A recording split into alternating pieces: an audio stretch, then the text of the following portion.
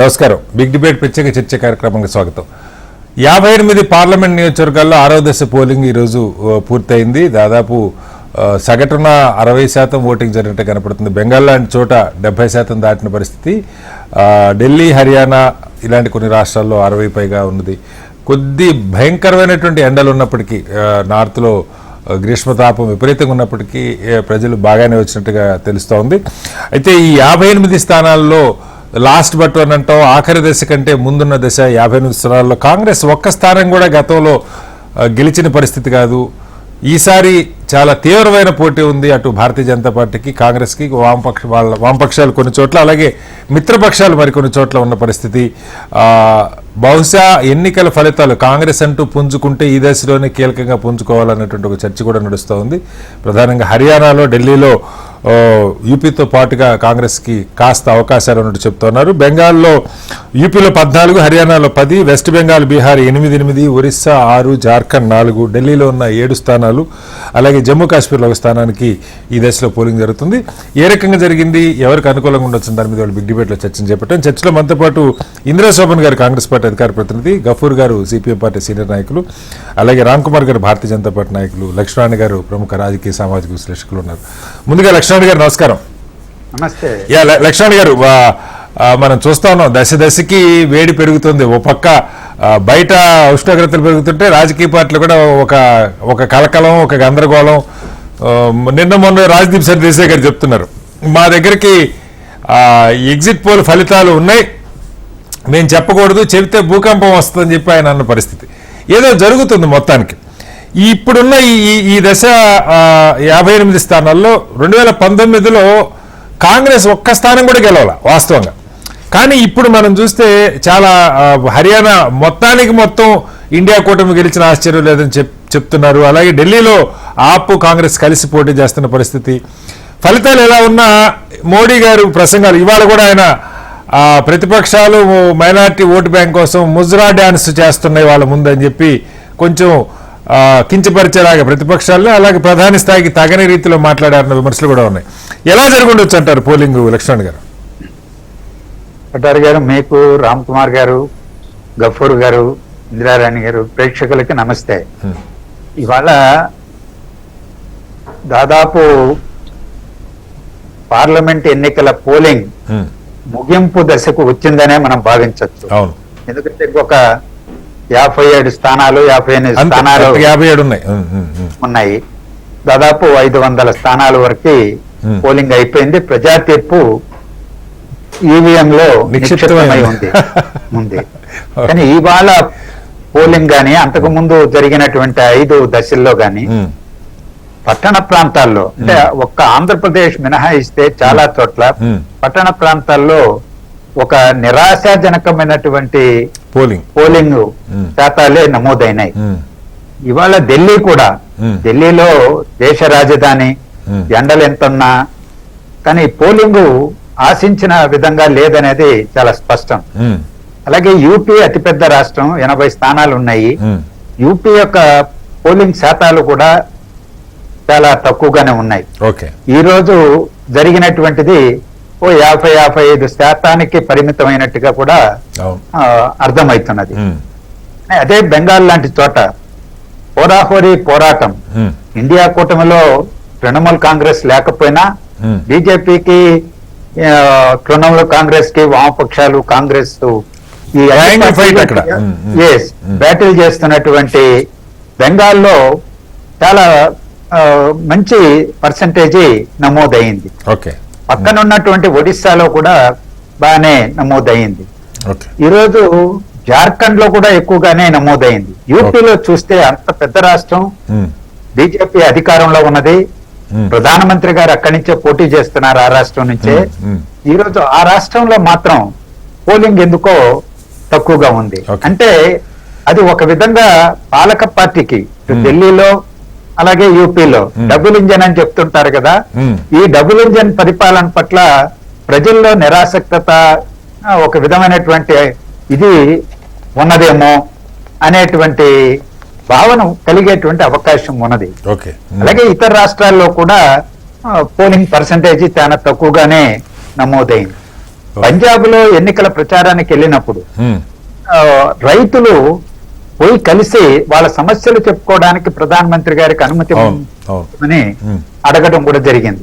కానీ వాళ్ళందరినీ గృహ నిర్బంధం చేశారు.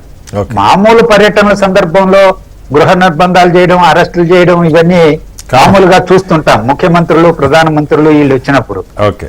కానీ ఎన్నికల సందర్భంలో అందరినీ ప్రసన్నం చేసుకోవాలి కదా. అవును. ఏ ఒక్క ఓటును పోగొట్టుకోవాలని ఎవరు చూడరు. ఉమ్, ఓటరే దేవుడిగా భావించి వంగు వెంగి మొక్కుతుంటారు, దండాలు పెడుతుంటారు. కానీ అలాంటి సందర్భంలో కూడా అందులో పంజాబ్ లో బీజేపీ బలహీనంగా ఉన్నది, అవును. ఆమ్ ఆద్మీ పార్టీ అధికారంలో ఉన్నది, కాంగ్రెస్ ప్రధాన ప్రతిపక్ష పార్టీగా ఉన్నది.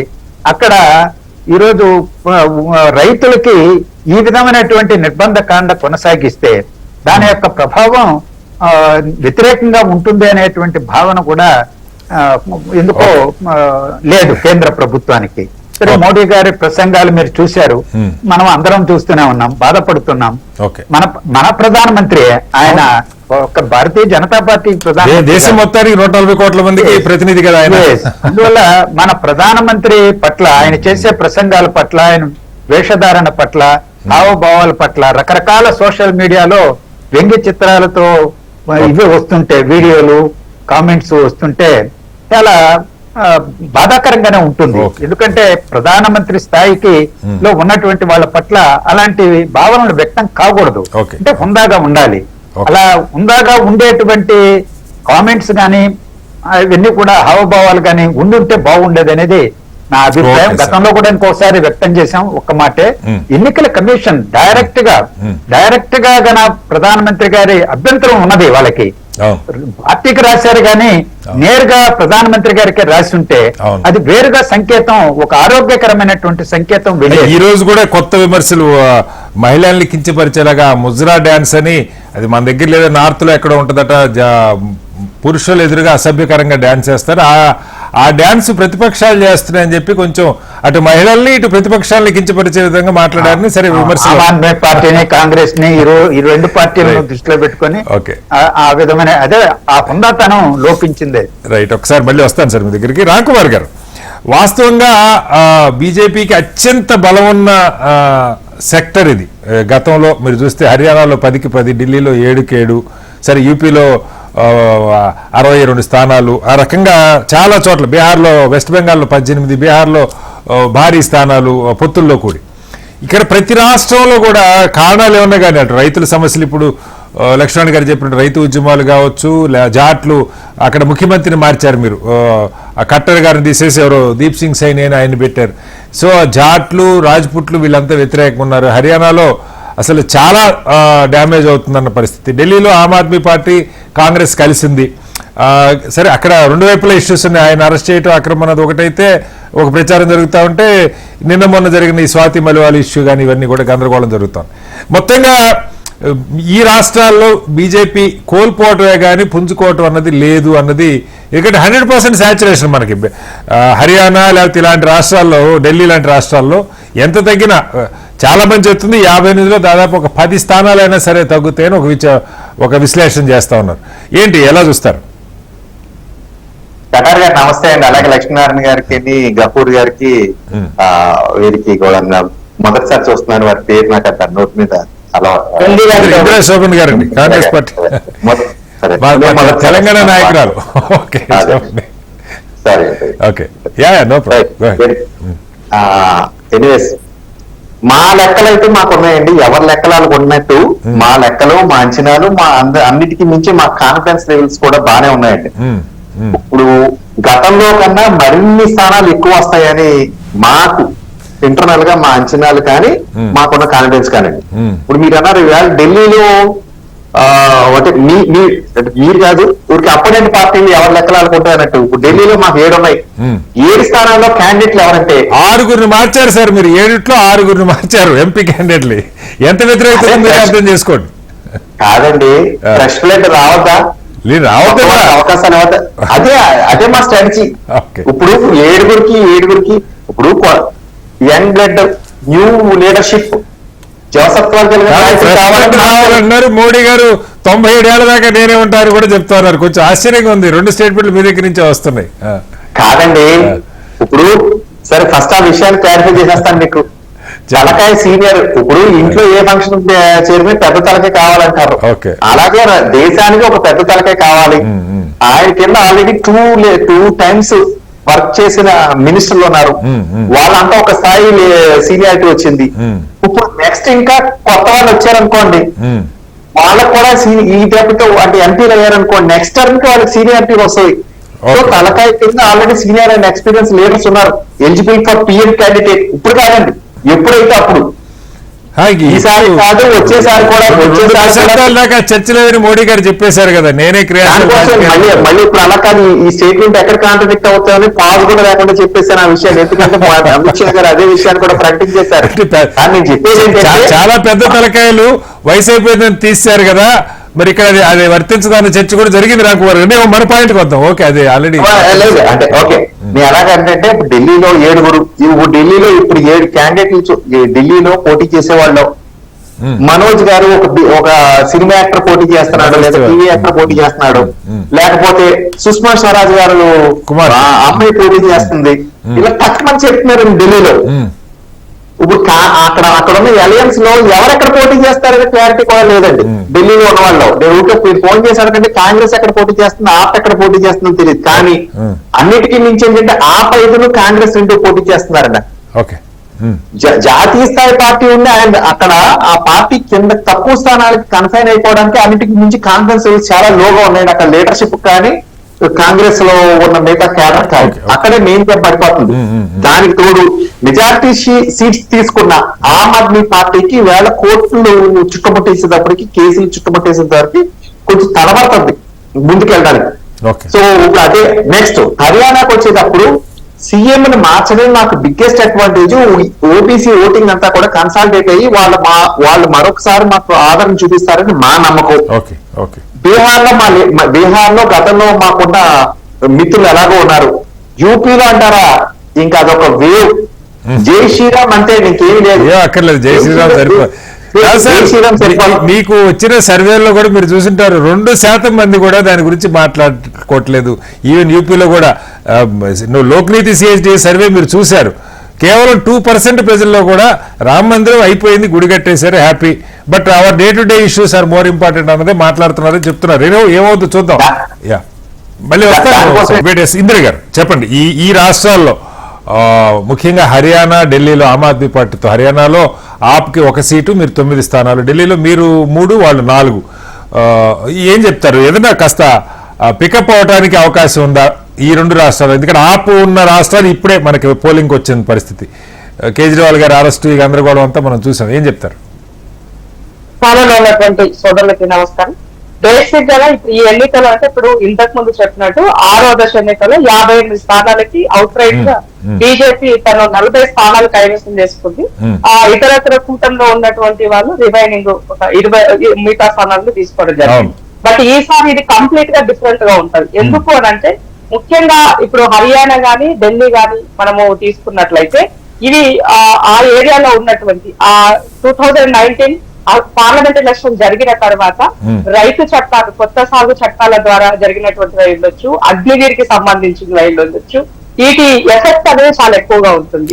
తర్వాత ఈ రెగ్యులర్ గా ఉన్నటువంటివి ధరల పెరుగుదల గాని, తర్వాత నిరుద్యోగ సమస్య ఇవి. సో ఇప్పుడు జరిగేటువంటి రాష్ట్రాల్లో ఈ నిరుద్యోగ సమస్య, తర్వాత ఈ ధరల పెరుగుదల ఎక్కువగా ఉన్నప్పుడు బీహార్ అయినా, జార్ఖండ్ అయినా, ఈ రాష్ట్ర ఈ రాష్ట్రాలకు కూడా ఆ ఎఫెక్ట్ అన్నది ఉంటుంది. సో ఇవాళ హర్యానా ఎందుకు పర్టికులర్ గా అంటే ఒక ఎడ్యుకేటెడ్ గా ఉన్నటువంటి ఎక్కువ ఓటర్లు ఉన్నటువంటి హర్యానాలో ఈ సాగు చట్టాల ద్వారా దాదాపు 700 మంది వాళ్ళు చేసినటువంటి నిర్ణయానికి ఢిల్లీ నడువున ప్రాణాలు కోల్పోయినటువంటి పరిస్థితి ఉంది. సో దీంట్లో ఎక్కువ మంది ఉన్నటువంటి ఈ జాట్ సామాజిక వర్గానికి చెందిన వాళ్ళు వాళ్ళే 23-24% ఉంటారని చెప్తారు ఇంద్ర గారు. ఎగ్జాక్ట్లీ. సో ఆ వాళ్ళు కాంగ్రెస్ కి మద్దతుగా ఉన్నారు దాంట్లో. సో అక్కడ కాంగ్రెస్ ఇచ్చినటువంటి సీట్లు కూడా వాళ్ళు సోషల్ ఇంజనీరింగ్ అనేది అక్కడ మెయింటైన్ చేశారు, చాలా వరకు సోషల్ మెయింటైన్ చేశారు. సో ఇవి అంశాలు కాంగ్రెస్ పార్టీకి కలిసి వచ్చేటువంటి అంశాలు. అదే మీరు ఢిల్లీ తీసుకున్నట్లయితే ఢిల్లీలో ఆమ్ ఆద్మీ పార్టీ ఓన్లీ ఢిల్లీకి ఎక్కువగా పరిమితమై ఉన్నటువంటి పార్టీ. దాంట్లో లాస్ట్ టైం 8 స్థానాలకి 8 బీజేపీ తీసుకుంది. ఈసారి తప్పకుండా కాంగ్రెస్ ఒక 3 స్థానాలు, ఆమ్ ఆద్మీ పార్టీది 4 స్థానాలు. ఢిల్లీలో 7. సో మీరు ఈ మధ్య కనుక మీరు ప్రచారం 7 స్థానాలు సారీ ఈ జరిగినటువంటి ప్రచారం కనుక మీరు గమనించినట్లయితే కన్నయ్య కుమార్ గాని తర్వాత ఆమ్ ఆద్మీ పార్టీ మొదలుగాక ఇక్కడ ఇన్ఛార్జ్ గా ఉన్నటువంటి సోమనాథ్ భారతి గారు కానీ సోమనాథ్ భారతి ఒక వీడియో బయట పెట్టారు. Okay. సో ఒక బూత్ లో పర్టికులర్ గా వాళ్ళు క్యాండిడేట్ యొక్క తన పాంప్లెట్స్ షో చేసి చూపిస్తున్నారు. Okay. అది తీసుకుని ఇమీడియట్ గా అక్కడ కంప్లైంట్ చేయడం జరిగింది. Okay. అంటే వాళ్ళు ఆ చేతిలో అధికారం అంతా అక్కడ లా అండ్ ఆర్డర్ అంతా కూడా కేంద్రం పోలీస్ చేతిలోనే కంట్రోల్లో ఉంటుంది. ఉంటుంది. ఢిల్లీ పోలీసులు ముందు నుంచి అది అనుభవిస్తున్నటువంటిది అక్కడ. సో అంటే ఇప్పుడు ఇది ఎలక్షన్ కోడ్ కదా అని అంటారమ్మ బీజేపీ వాళ్ళు, కానీ ఉన్నా లేకపోయినా అది వాళ్ళ కంట్రోల్లో ఉన్నటువంటి పరిస్థితి. Okay. కాబట్టి ఇవాళ చాలా వరకు వ్యతిరేకత ఇవాళ భారతీయ జనతా పార్టీ పైన ఉన్నదనేది వాస్తవం. ముమ్మాటికి అది ఉన్నది కాబట్టే వాళ్ళు పాత క్యాండిడేట్లను మార్చి కొత్త క్యాండిడేట్లకు 6 క్యాండిడేట్లు వాళ్ళు మార్చుకోవాల్సిన పరిస్థితి వాళ్ళకి ఏర్పడింది. అయినప్పటికీ కూడా ప్రజలు ఇవాళ ఇండియా కూటమి వైపుకు నిలబెడతారు అన్నది ముమ్మాటికి వాస్తవం. ఓటింగ్ సరళైన ప్రచార సరళి గాని మనం గమనించినట్లయితే దీంట్లో అబ్జల్యూట్లీ ఇండియా కూటమి ఇవాళ జరిగినటువంటి స్థానాలు 58 స్థానాల్లో చాలా అత్యధిక మెజార్టీ స్థానాలు తీసుకుంటుంది. ఇవాళ ప్రధానమంత్రి నరేంద్ర మోడీ గారు ఏ స్థాయికి వచ్చారు అనంటే నేను జనంలోనే ఉంటాను, ఇంకా ప్రజాక్షేత్రంలోనే ఉంటాను, నాకు 70 సంవత్సరాలు కాదు, నేను 2045 వచ్చే వరకు కూడా నేను ప్రజాక్షేత్రంలోనే ఉంటానని చెప్పుకున్న పరిస్థితికి వాళ్ళు వచ్చారు అంటే మీరు ఆలోచించండి. ఎందుకు అనంటే మోడీని చెప్పే వాళ్ళు ఓట్లు అడుగుతున్నారు. మీరు ఇందాక చెప్పిన రామ మందిరం ఎఫెక్ట్ కూడా 2% కన్నా ఎక్కువ కనబడతలేదు వాళ్ళ సర్వేలో వచ్చిన రిపోర్ట్ అయినప్పటికీ కూడా ఎంత ఏమిలో ఇప్పుడు ఇంకా కూడా ముస్లింలను బూచిగానే చూపిస్తూ ముస్లింల మహిళల పైన మాకు ఎంతో గౌరవం ఉందని మేము ట్రిపుల్ తలాక్ అని చెప్పినటువంటి వాళ్ళు ఇవాళ ఆ మహిళల యొక్క వాళ్ళని కూడా అవమానించే పరిస్థితికి తీసుకొచ్చారంటే వాళ్ళు వాళ్ళ యొక్క గ్రాఫ్ గ్రాడ్యువల్ గా ఎంత తగ్గుతుందో మనం అర్థం చేసుకోవచ్చు. సో ఇవాళ ఏది ఏమైనప్పటికీ కూడా దేశవ్యాప్తంగా ఉన్నటువంటి ఇవాళ పశ్చిమ బెంగాల్లో మమతా బెనర్జీ గారు చాలా తగ్గ ఫైట్ ఇస్తున్నారు వాళ్ళకి అక్కడ. సో ఇవాళ బీహార్ లో ఇవాళ మన నితిన్ గారికి ఆయన చేసినటువంటి ఆయన తీసుకున్న యూటర్న్ కి ఇవాళ అక్కడ చాలా పెద్ద భారీగా పడిపోయింది.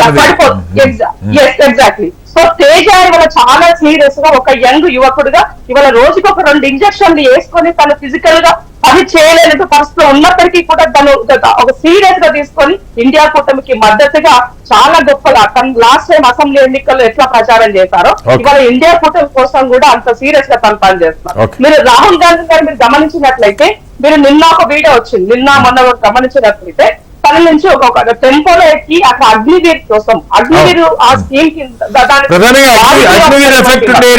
హర్యానా, యూపీ, బీహార్ మిలిటరీలో ఎక్కువ ఉండేవి కూడా వీళ్ళే జాట్ సామాజిక.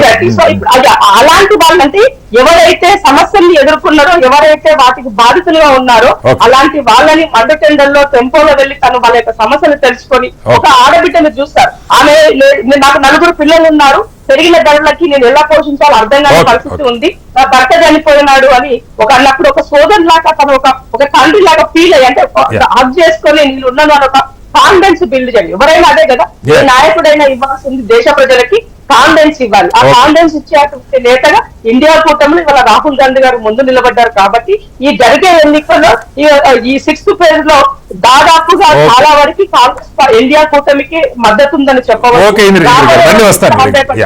మార్పు అనేది తగ్గదు. రైట్. గఫూర్ గారు, వామపక్షాలకు సంబంధించి గతంలో కూడా ఈ బీజేపీ హవా ఉన్న రోజుల్లో కూడా బీహార్లో ముఖ్యంగా వామపక్షాలు సిపిఐ, ఎంఎల్ లాంటి పార్టీలు చాలా బలంగా పనిచేసినటువంటి పరిస్థితి. ఈసారి దేశవ్యాప్తంగా ఎలాంటి ఒడిదుడుకులు లేకుండా ముందు నుంచి పొత్తులు ఫిక్స్ అయింది వామపక్షాలతో, కాంగ్రెస్తో, ఇండియా కూటమిలో ప్రధాన పార్టీతో పొత్తులు ఫిక్స్ అయింది.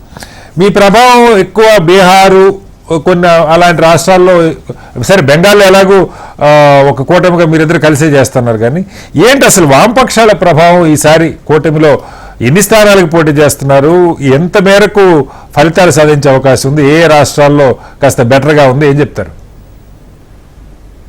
శ్రీనివాసరావు గారు, మీకు మిగతా సోదరులందరికీ నమస్కారం అండి. సోదరి మనకి వామపక్షాలు అంటే బెంగాలు, బీహారు ఈ 2 చోట్లనే ప్రధానంగా ఇప్పుడు జరిగే ఈ ఫేజ్ లో జరుగుతున్నటువంటి ఉన్నాము. బీహార్ లో మాకుండేటువంటి ఇన్ఫర్మేషన్ గానీ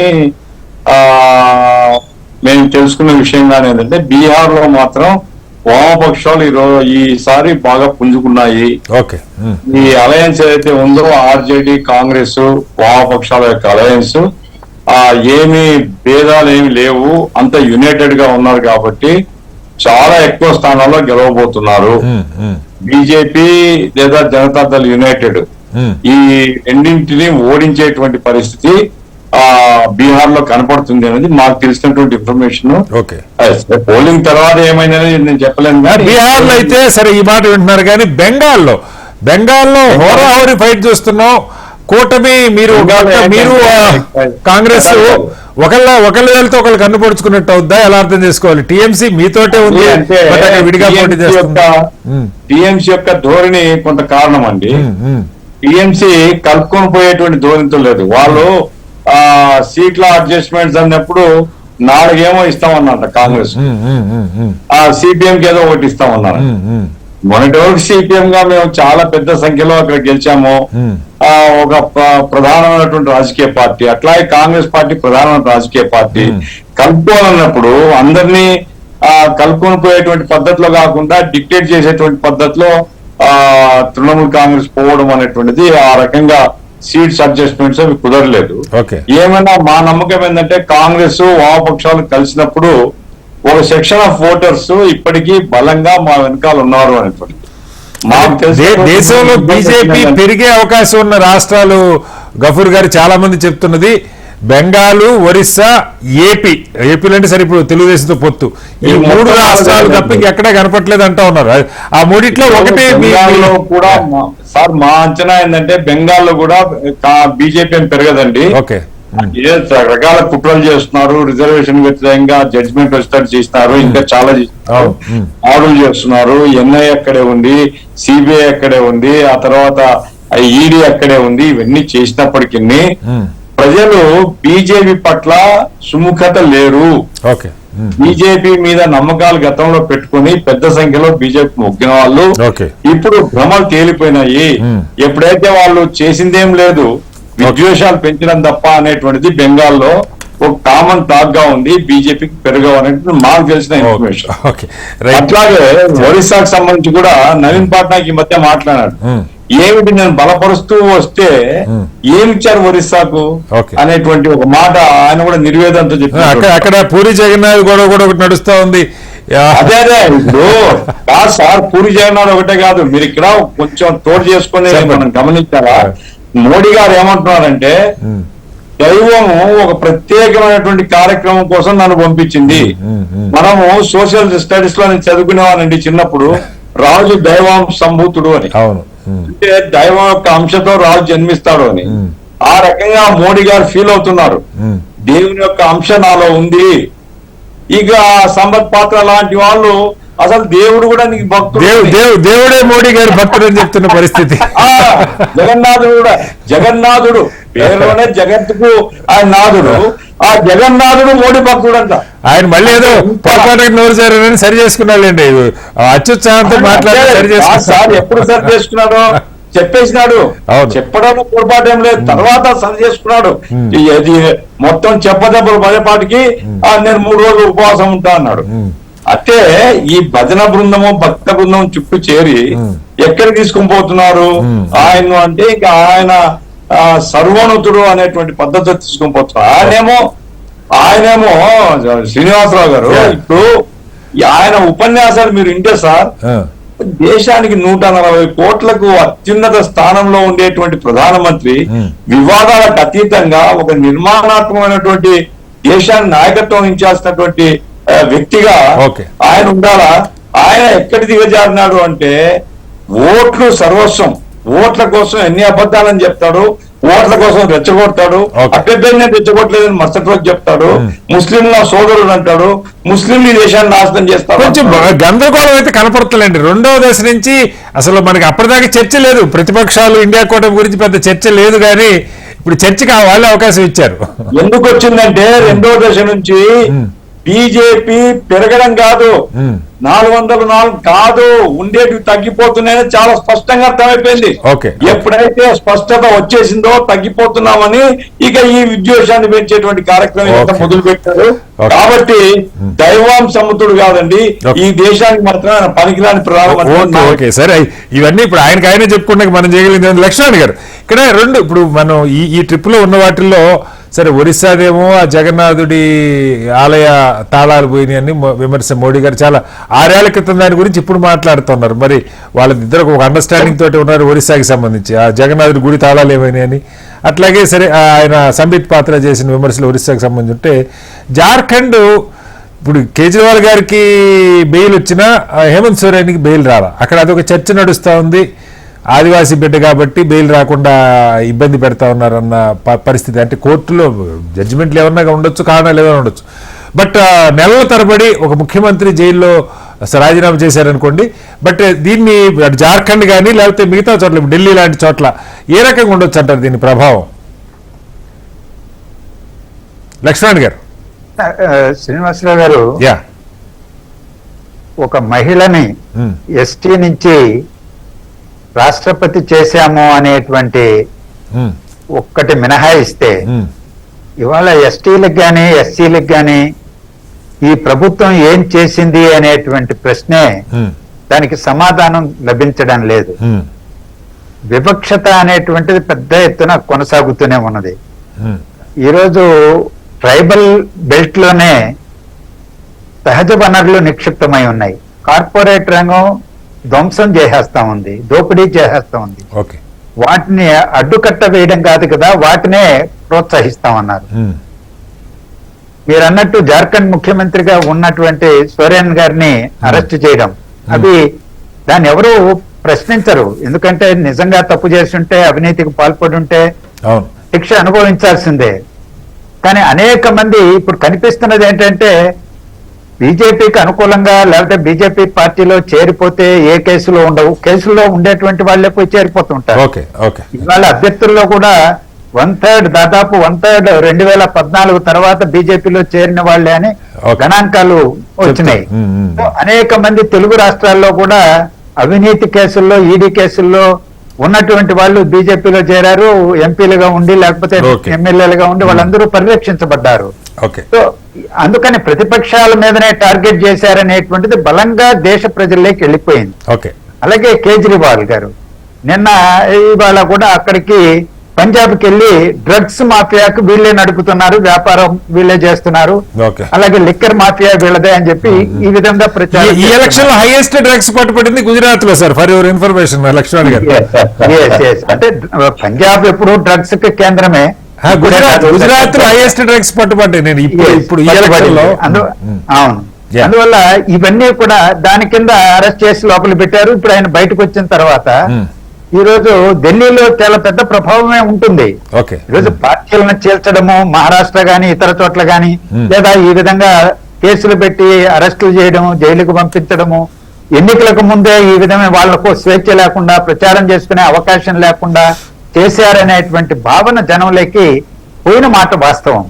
ఈరోజు యూపీకి సంబంధించి రామ్ కుమార్ గారు అన్నారు, యూపీలో రామ జన్మభూమి ఆ మందిరం చాలా పెద్ద ఎత్తున ప్రభావం ఉంటుంది, దానికి ఎంత ఉంటుందా లేదా అనేటువంటిది తేలుతుందని, అది వేరే విషయం.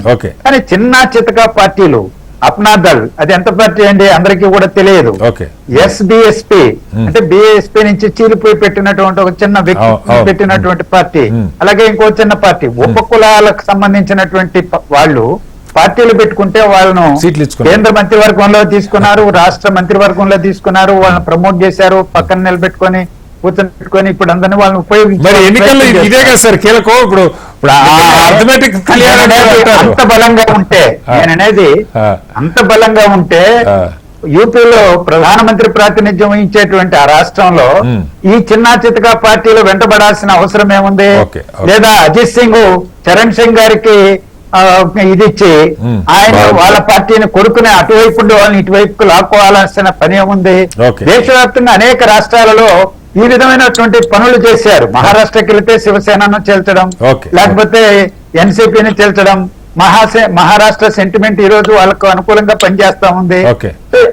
అనేక రాష్ట్రాలలో ఇవాళ ఇటువంటి పనులు చేయడానికి కారణం 10 సంవత్సరాలు అయిపోయింది, వ్యతిరేకతను మూట కట్టుకున్నాము, Right. సంఖ్య తగ్గిపోతుంది అనేటువంటిది. నేను ఇవాళ బెంగళూరుకు వచ్చున్నాను. Okay. ఏంటి ఇక్కడ 25 స్థానాలు వాళ్ళవే పోయిన ఎన్నికల్లో, అవును, అవును. కానీ ఇప్పుడు 10 స్థానాలు 10-11 స్థానాలకి మించి రావు BJP 15 తగ్గుతాయని అంటున్నారు అక్కడ దగ్గర అని చెప్తున్నారు. Okay. ఇక గ్యారంటీగా మీరు అన్నట్టు ఏంటంటే కంపల్షన్స్ క్రియేట్ చేసి కేసుల్లో ఉన్నటువంటి జగన్ను, లేకపోతే ఇబ్బందుల్లో ఉన్నటువంటి ఎవరు? టీడీపీ అధినాయకత్వాన్ని పవన్ కళ్యాణ్ వీళ్ళందరూ కలిసి కూటమి ఖాయంగా దేశంలో ఏపీలో అన్నదైతే ఏపీలో ఉన్నంత హామీ నిద్రపోతున్నారు మోడీ గారు, అమిత్ షా గారు. ఏపీని గురించి వాళ్ళు ఏమీ చింత లేదు, ఎందుకంటే 25 మా ఖాతాలో ఉన్నాయని. Okay, okay. సో 25 ఖాతాలు ఈ రోజు ఉండవచ్చు, Okay. కానీ మొత్తంగా వాళ్ళకున్నటువంటి సంఖ్య పడిపోయింది అనుకోండి, ఏ 200కో 220కో Okay, okay. దాని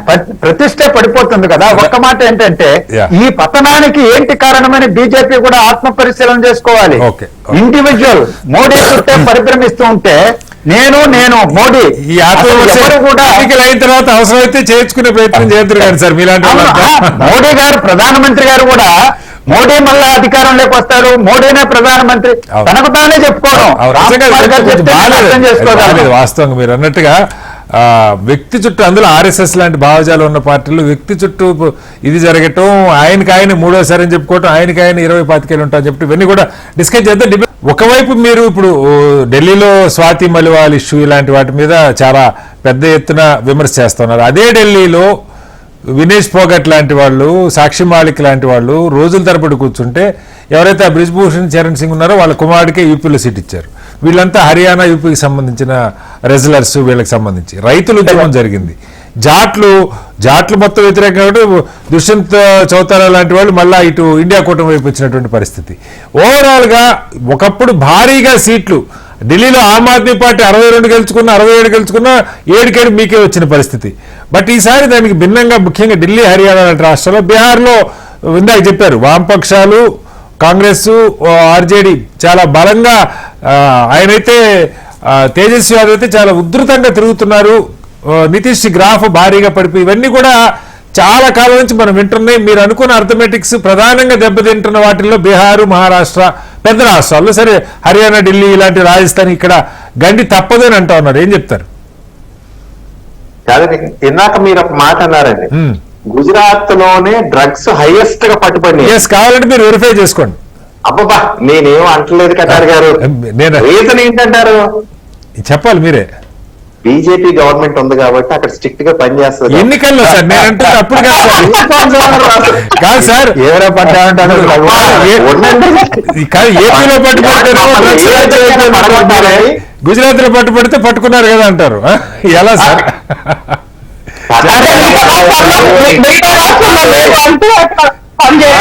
ఇక్కడ చూడండి, ముగ్గురున్నారు అసలు చెప్పండి.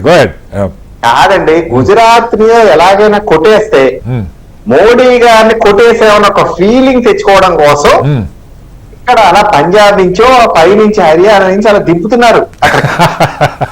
దాన్ని ఏదో విధంగా అడ్డుకోవడం కోసం అక్కడ మేము పని చేస్తున్నాం కాబట్టి అవన్నీ బయట పెడుతున్నాం అండి. కాదు సార్, బాంద్రా పోర్టు నుంచి ఎవరైతే అదానీ గారి ఆధ్వర్యంలో ఉన్న పోర్టు నుంచి టన్నుల కొద్దీ పట్టుబడి బయటకు వస్తుంటే పట్టుకున్న పరిస్థితులు ఉన్నాయి సార్. మీరు ఎక్కడైతే కానివ్వండి, గుజరాత్ లో అక్కడ మా సత్యత నిరూపించుకోవడానికి మేము అంత గట్టిగా పనిచేస్తున్నాం. దేశంలో ఏ రాష్ట్రంలో పట్టుబడ్డా వాళ్ళు సత్యత నిలుపుకున్నట్టేనా? పంజాబ్ లో అయినా, ఆంధ్రప్రదేశ్ లో అయినా, ఎక్కడైనా? కాదని ఎక్కువ ఎందుకు పట్టుకోండి, మీకు పాయింట్ అండర్లైన్ చేస్తున్నాం. సరే సరే, ఓకే. మన పాయింట్ కొద్దాం, డ్రగ్స్ కూడా వదిలేసి అలాగే అదే అన్ని చెప్పాలండి. ఊరుకోండి సార్, చెప్పండి. మొత్తం అందరూ చూస్తుంటారు, ఏంటి మళ్ళీ మేము చెప్పకపోతే మా మీద అనుకుంటారు. చెప్పేసి ఇప్పుడు శివసేన గురించి మాట్లాడుతున్నారు ఇందాక. ఎవరి శివసేన అది ఎండిపోయిన చెట్టు నిట్టులో కొమ్మలు ఇరిగిపోతే పడిపోతున్నాయి చిన్న చిన్న తుఫాన్లకి, దానికి ఒకళ్ళు చీల్చక్కర్లేదు. సో ఆ ప్లేస్ లో పూర్తిగా బీజేపీ వచ్చేసిందండి. గతంలో మేము వాళ్ళు కలిసి వెళ్ళేవాళ్ళు, ఇంకా అయిపోయింది శివసేన పని అయిపోయింది. ఆ ప్లేస్ లో మేము వచ్చేసాం. అదేంటి శివసేన మీరు కలిపేసుకున్నారు కదా సార్, బాణం గుర్తు మీకే వచ్చేసింది, ఏకనాథ్ షిండే మీతోటే ఉన్నాడు. కాదండి, వారన్న శివసేన ఏదైతే అన్నారు, లక్ష్మీనారాయణ గారు ఏదైతే శివసేన అన్నారో అది. Okay okay. ఏమండి ఇప్పుడు చిన్న చిన్న పార్టీలు అంటారు. ఇప్పుడు ఇది చూడండి, చిన్న చిన్న పార్టీ చిన్న చితక అనేది కాదు. ఎవరినైనా మాతో కలిసి వచ్చేవాళ్ళు ఎవరు ఉన్నా కానీ, అమిత్ షా గారు ఎవరు వచ్చినా కానీ మాకు అనుకూలంగా మాతో కలిసి పనిచేయడానికి ఎవరైనా సరే కలిపేసుకుంటాం అనేది మా ఎజెండా పెట్టుకుని ద్వారా ముందుకు తీసుకెళ్తారు. ఇందాక అన్నాను, వాళ్ళకు కూడా కొత్త వాళ్ళకు కూడా అవకాశం ఇస్తాం. వాళ్ళు సస్టైన్ అయ్యారనుకోండి, ఎదుగుతారు, ఎక్స్పీరియన్స్ తో. సస్టైన్ అవ్వలేరనుకోండి, మాతో కలిసిపోతారు. ఏముంది సార్ ఇందో రాజకీయాల్లో. కాకపోతే మాతో ఇప్పుడు అసలు ఎక్కడా కూడా ఒంటరిగా పోటీ చేస్తే వాళ్ళకి రావు. అదే కలిసి వెళ్ళారనుకోండి, మేము కూడా కలుపుకుని వెళ్ళే మనస్తత్వం కాదు. అది అర్థమైంది సార్. 30 పార్టీలు మీరు చూపించుకున్నారు. మొన్నటిదాకా ఎన్డీఆర్ లేదు, కనీసం బీజేపీ అని కూడా లేదు, మోడీ గ్యారెంటీ అన్నారు. ఇప్పుడు వీళ్ళందరినీ ప్రత్యేకంగా చెప్పుకోవాల్సిన పరిస్థితి. నాకు మిత్రపక్షాలతో కలిపి 400 దాటి ఆల్రెడీ నేను మోడీ గారు చెప్తున్నారు. అవి కాదండి, తమిళనాడులో ఉంది. ఇప్పుడు మమ్మల్ని ఏదో సైడ్ చేసి ఏఐఏడిఎం కి వాళ్ళకి వెళ్ళాలని వాళ్ళు లీడ్ చేయాలని చూశారు.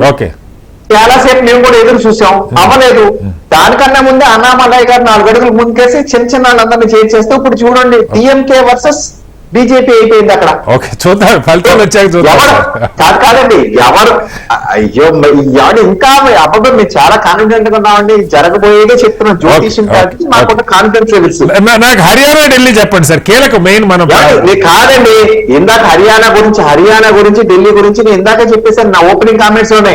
అక్కడ అసలు మా పార్టీకి క్యాండిడేట్లు ఎవరున్నారో కూడా తెలియట్లేదు. మా దాంట్లో అయితే మాది బయటకు బ్లూమింగ్. మాకు మొత్తం అంతా కూడా అలా కాదు సార్. చిరంజీవి గారి సినిమా వచ్చిందో, పవన్ కళ్యాణ్ గారి సినిమా వచ్చిందో, బాలకృష్ణ సినిమా అంటే మొత్తం ముందే కానీ ఒక ఎక్స్పెక్టేషన్ నుండి బూమ్ బామ్ అని బాక్స్ ఆఫీస్ ఎలా బదులైపోతుందో అక్కడ వాళ్ళకి చిన్న సినిమా సార్ ఎవరో తెలియదు.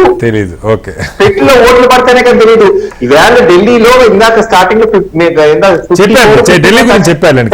ఎలాగుందో అసలు ఆమ్ ఆద్మీ వాళ్ళు ఓటింగ్కే రావట్లేదటండి. ఎలా? ఎందుకంటే వాళ్ళకి నమ్మకం, నేను ఎంతో నమ్మకంతో పెట్టుకున్న ఆమ్ ఆద్మీ పార్టీ కేసులు ఎదుర్కోవడం వల్ల వాళ్ళు అప్సెట్ అయ్యి ఓటింగ్ రావట్లేదు. ఓటింగ్ వచ్చిన 54-55% లో సగం బూతులు ఎక్కడ చూసినా బీజేపీ వాళ్ళే కనిపిస్తారు సగం పైన.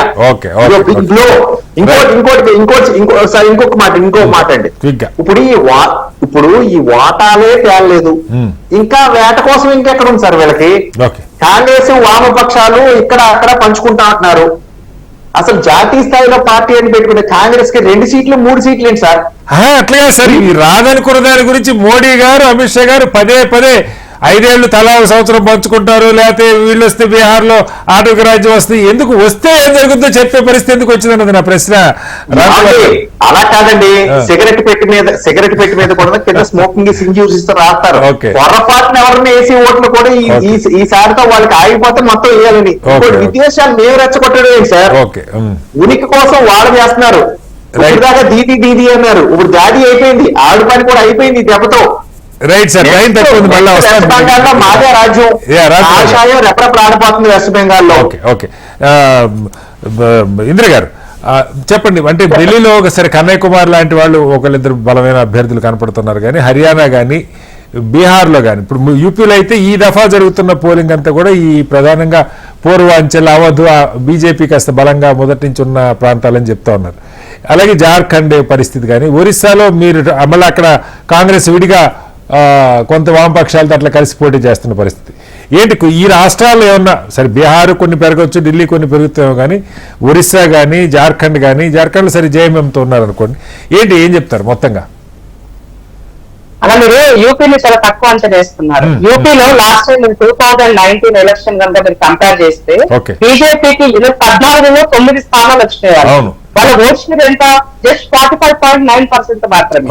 అలాగే ఇండియా కూటమిలో ఉన్నటువంటి వాళ్ళకి వచ్చిన 14లో 5 స్థానాలు, 14లో 5 స్థానాలు వచ్చినటువంటి ఇండియా కూటమిలో ఉన్నటువంటి ఓటింగ్ షేర్ పర్సెంట్ 44.9%. అంటే కలిసి పోటీ చేసిన ఇందిర గారు లాస్ట్ టైం అదే చెప్తున్నారు. ఎస్పీ బిఎస్పీ వచ్చినట్టే 1% డిఫరెన్స్ ఉంది. సో ఇవాళ కాంగ్రెస్ ఎస్పీతోనే చాలా స్ట్రాంగ్ గా, మీరు మొన్న రాహుల్ గాంధీ గారు, సోనియా గాంధీ గారు, ప్రియాంక గాంధీ గారు at the same time SP మన అఖిలేష్ గారు ఆ వేదిక పైన చూసినట్లయితే ఆ మీటింగ్ లో పబ్లిక్ బాలికేర్లు తన్నుకొని వచ్చి స్టేజ్ నాక్ చేశారండి. మీరు చూసిన వాళ్ళిద్దరు మాట్లాడుకుంటూ వెళ్ళిపోవాల్సిన పరిస్థితి కూడా వచ్చింది.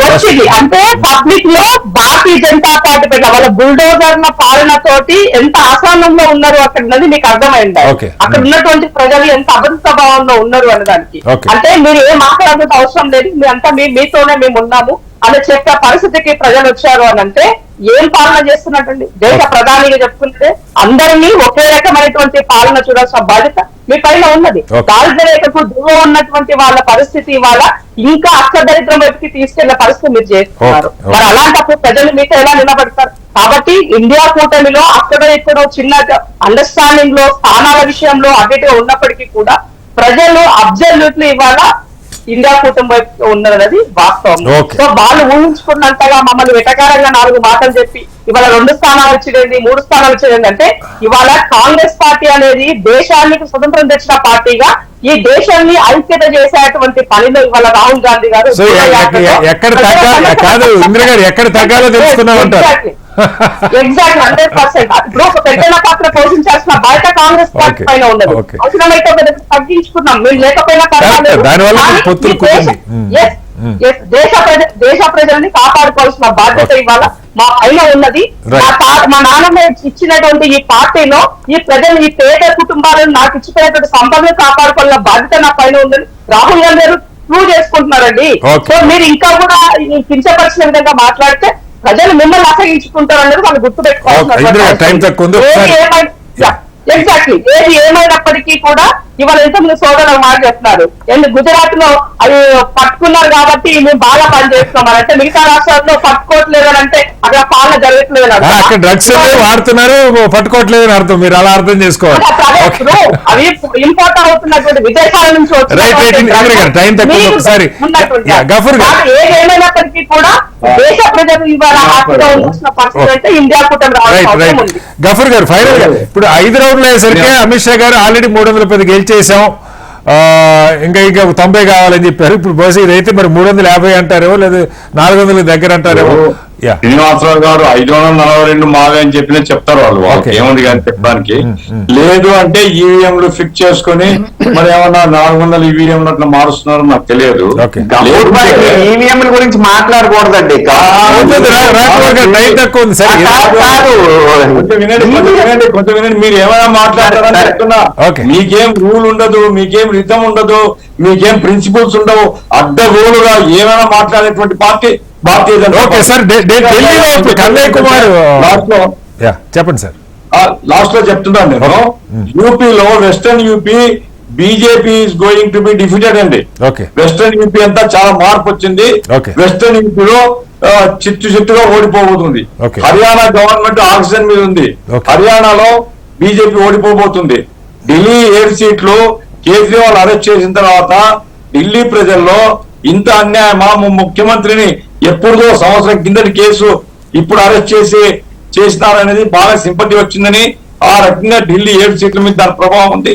కాబట్టి అటు ఢిల్లీ తీసుకున్నా, యూపీ తీసుకున్నా, హర్యానా తీసుకున్నా, జార్ఖండ్ అండి, ఛత్తీస్గఢ్ లో పిట్టలా కాల్ చేస్తున్నారు గిరిజనుల్ని. ఆ పక్కనే రాష్ట్రం ఉంది జార్ఖండ్, దాని ప్రభావం ఉంటుంది. కాబట్టి ఈ రకంగా ఏంటంటే బీజేపీ వాళ్ళు 300 అనొచ్చు, 500 అనొచ్చు, బీజేపీ గెలుపు కూడా అసంభవము, మెజార్టీ రాదు అనేటువంటిది ఈ రోజు ఉండేటువంటి పరిస్థితి. రైట్. మొత్తంగా ఆఖరి ఓవర్ మిగిలింది. జూన్ 1తో మొత్తం ఎగ్జిట్ ఫలితాలు వచ్చే పరిస్థితి కనపడుతుంది. ఇంకొక దశ మాత్రం మిగిలి ఉన్న పరిస్థితి అయితే ఇప్పటికీ ఎవరి వాదన వారు, ఎవరి లెక్కలు వాళ్ళు వేసుకుంటున్నారు. తెలుగు రాష్ట్రాలు అయితే మరింతగా హోరాహోరాట అసెంబ్లీ ఎన్నికలతో పాటుగా నెల పైగా వెయిట్ చేయాల్సిన పరిస్థితి కనపడుతోంది. జూన్ 1న ఎగ్జిట్ ఫలితాలతో కొంత మేరకు స్పష్టత వస్తుంది. జూన్ 4 వరకు అయితే వేచి చూడక తప్పని పరిస్థితి. ఎవరు ఏ మేరకు విజయాలు సాధిస్తారని చర్చలో పాల్గొన్న ఇందిరాశోభన్ గారికి, గఫూర్ గారికి, రామ్ కుమార్ గారికి, అలాగే లక్ష్మణ్ గారికి ప్రత్యేక ధన్యవాదాలు. ఇది వాళ్ళ బిగ్ డిబేట్. రేపు మరోస్తే మళ్ళీ కలుద్దాం. నమస్కారం, సెలవు.